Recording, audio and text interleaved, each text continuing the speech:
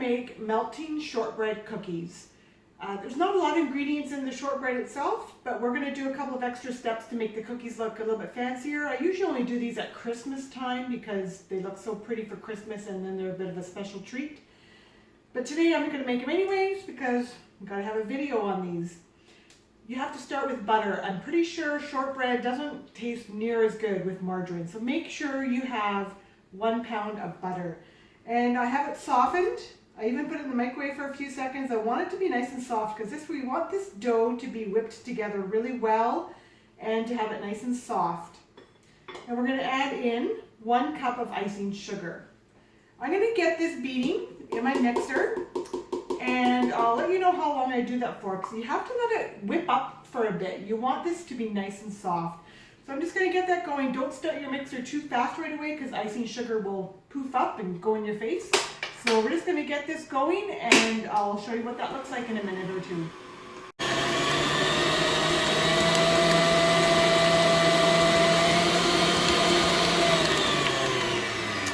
Alright, so I mixed for about 30 seconds, scraped the side of my bowl all the way to the bottom, mixed for another 30 seconds, scraped to the bottom.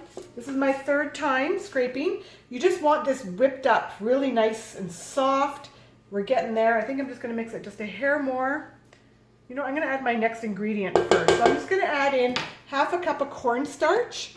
This is like icing sugar, so start the mixer off slow because otherwise it's going to poof up in your face. So I'm just going to start that on slow, and then I'm going to whip it again probably for another 30 seconds and scrape the side again. Whew. See? Not even on that high and it's poofing up. Just getting that cornstarch mixed in, and I'm going to beat that again on higher.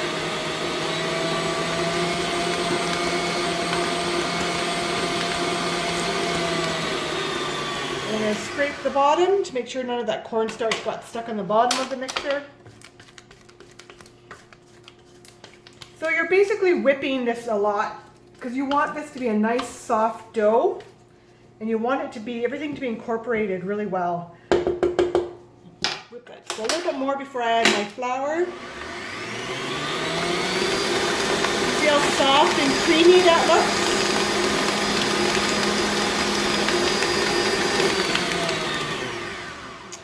Alright, so I am going to also add in 3 cups of flour. So I'm just going to scrape this, add in my flour, and then I'm going to start the mixer on slow again because I don't want that to be poofing up in my face. So 3 cups of flour. It's not a very sweet dough, but we're going to add sweetness when we're decorating the cookies, so it's okay. Start this a little bit slow as well. And once again, we're going to mix this. Going to scrape the side of the bowl after 30 seconds, and then we're going to mix it again. I just want to get this going a little bit. Once it's all together, I'm just going to scrape the side to make sure I'm getting all the way down. And it will all come together nice on this one. I just want to make sure I'm getting to the bottom in a minute. It's a bit crumbly right now, but I want to make sure I don't have big globs of butter stuck on my beater. And get all the way down to the bottom of the bowl to make sure I'm catching it. So I'm going to mix this up and I'll show you what that looks like. Alright, I scraped the side with it once or twice with the flour in there. And here we have our dough. It's a nice soft dough, but it's not all sticky. So this is going to be perfect. We're going to just make some room on the counter here and I'll show you what I do with these cookies. Alright, so I'm using my cookie scoop. This is my 1 5/8 inch cookie scoop. You can make these cookies smaller as well. You'll just have to bake them for a little less time. But this makes a nice sized cookie.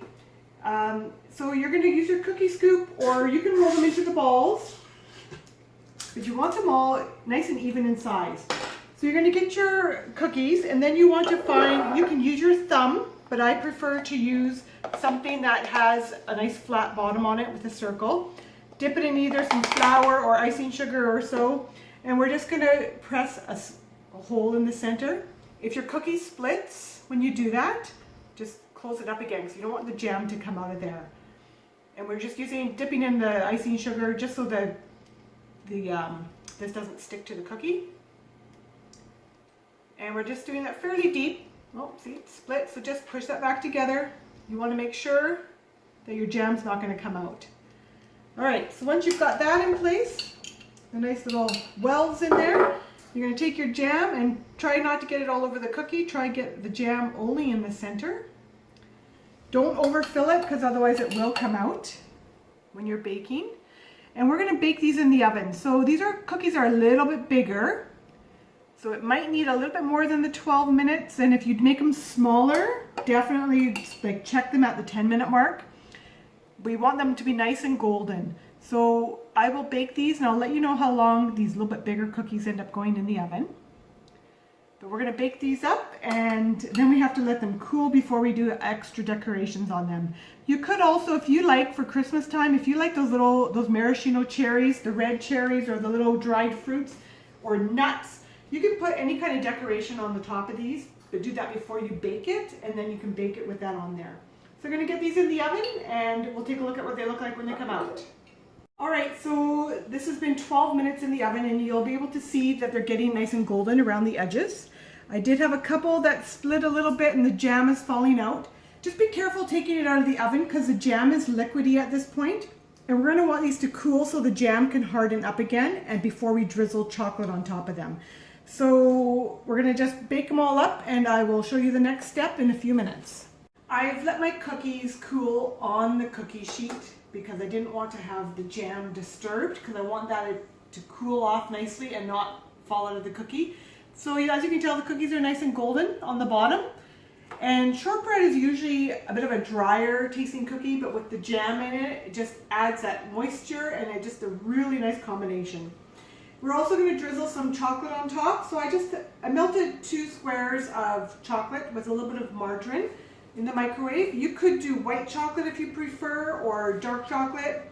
Doesn't really matter what kind you use, but I've just melted this in the microwave. I'm going to put it in a little plastic bag so I can drizzle it on. So I'm just going to put that in there. Just a little Ziploc bag. Less mess and you can just throw it away when you're done. Alright, and you just want to use a scissor. We're just going to cut off a little tiny tip off of the end of that. And you're just going to drizzle. So we're going to decorate our cookies this way. I might have to make my hole a little bit bigger. Sometimes there's a little piece of chocolate that's not quite melted that tries to come through. So we're just going to do all of our cookies this way. If you really want, you can get fancy and do chocolate in one direction and then a white chocolate in the other direction. So give this a try. These are really nice cookies, especially Christmas time with the red jam in it. You can do any flavored jam, but the red strawberry or raspberry jam tastes really nice in here and it looks really pretty for Christmas time on your tray of cookies. So give them a try. Oh, here's the recipe. Almost forgot to lay that down there.